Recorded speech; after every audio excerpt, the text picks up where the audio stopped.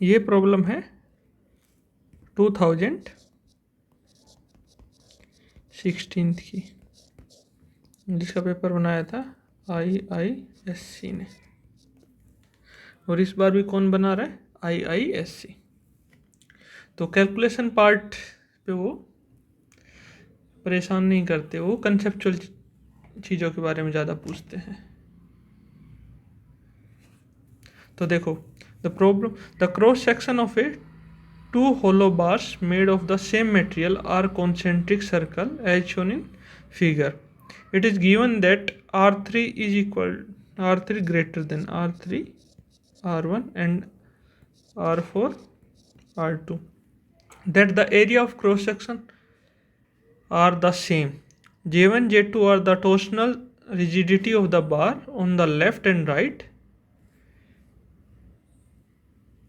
So J1 और J2 इनकी rigidity है। Then the ratio of Z2 by J1, उन्होंने Z2 बाई J1 पूछा हुआ है। तो J1 और Z2। टॉर्सनल रिजिडिटी का क्या होता है? पाई, जब अगर सॉलिड है तो पाई बाय 32 D की 4, और अगर होलो है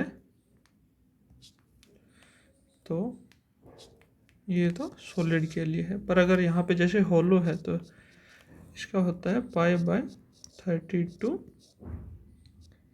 D कैपिटल का 4 माइनस D स्मॉल का 4। अगर हम इसको रेडियस में देखें, ये हो जाएगा पाई बाय 2 R की 4 माइनस स्मॉल r की 4। और हमारे केस में, फर्स्ट केस में जो J1 है उसमें कैपिटल R कितना है? R2 और स्मॉल r है R1। So pi by 2 R2 की पावर 4 माइनस R1 की पावर 4। सिमिलरली J2 कितना है हमारा? R4 बड़ा R है और R3 स्मॉल r है, तो पाई बाय 2 R4 की R माइनस R3 की 4। और उन्होंने क्या पूछा है? Z2 by J1। So pi by 2 R4 R3 upon pi by 2 R2 की 4 माइनस R1 की 4। तो अगर हम इसको सिंप्लीफाई करेंगे, R4 की 4 R1, ये है। पर उन्होंने एक चीज़ और दी हुई है, एक तो बोला है the area of cross section is are same. So जितना एरिया इसका है, cross section area, same area इसका है। तो अगर हम क्रॉस सेक्शन एरिया A1 मान लेते हैं लेफ्ट वाले का, तो क्या होगा? अगर सर्कल का देखें तो पाई आर स्क्वायर होता है। यहाँ पे 2 सर्कल है। अगर क्रॉस सेक्शन एरिया इस शाफ्ट का देखेंगे तो क्या हो जाएगा? पाई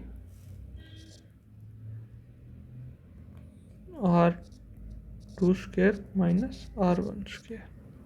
सिमिलरली A2 हो जाएगा पाई R4 square minus R3 square. और A1 और A2 गिवन है। सो यहाँ से क्या जाएगा? R2 square minus R1 square is equal to R4 square minus R3 square. अब इस चीज़ को हमारे उसमें पुट कर देंगे। Z2 बाई J1 क्या है? R4 स्क्वायर, R की 4 माइनस R3 की power 4 upon R2 square minus R1 square.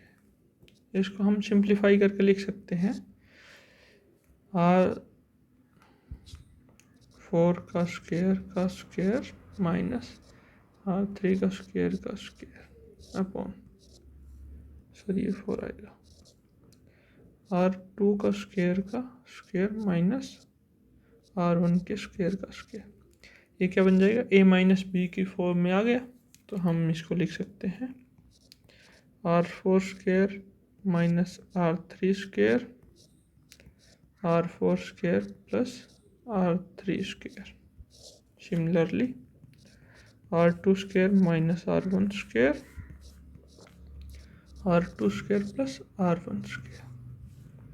तो R4 square minus R3 square किसके बराबर है, R2 माइनस R1। ये दोनों इक्वल हैं। तो जो Z2 बाई J1 बचेगा वो बचेगा R4 square plus R3 square upon R2 square plus R1 square. अब क्वेश्चन में एक और चीज़ गिवन है। क्या गिवन है, R3 ग्रेटर देन R1 और R4 greater to R1। So R3 R1।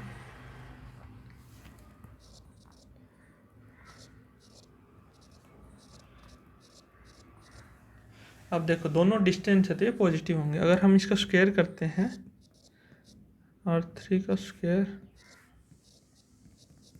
यहाँ पे कर पा रहे हैं क्योंकि जो R है वो हमें पता है वो पॉजिटिव है। अगर नंबर्स नेगेटिव होते तो फिर ये कंडीशन हम नहीं बोल सकते थे, पर अब बोल सकते हैं। R4 square greater than R2 square.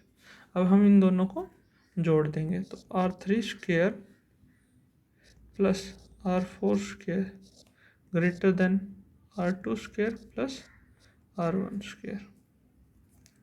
ये भी है क्योंकि ये इससे बड़ा है और ये इससे बड़ा है। तो अगर हम इन दोनों टर्म्स को जोड़ें और इन दोनों को, तो डेफिनेटली ये इससे बड़ा होगा, ये हम श्योर बोल सकते हैं।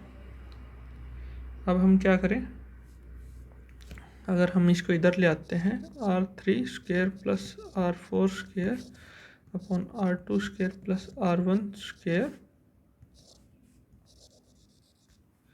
उसको इधर ले आए तो जो ये टर्म है ये 1 से बड़ा है और जो हमारा J था यही तो था R3 बाई R2।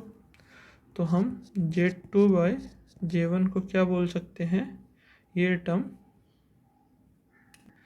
कर देंगे तो ये टर्म 1 से बड़ा है। तो आंसर क्या है, Z2 by J1 is, so correct answer यहाँ पे क्या हो गया, A।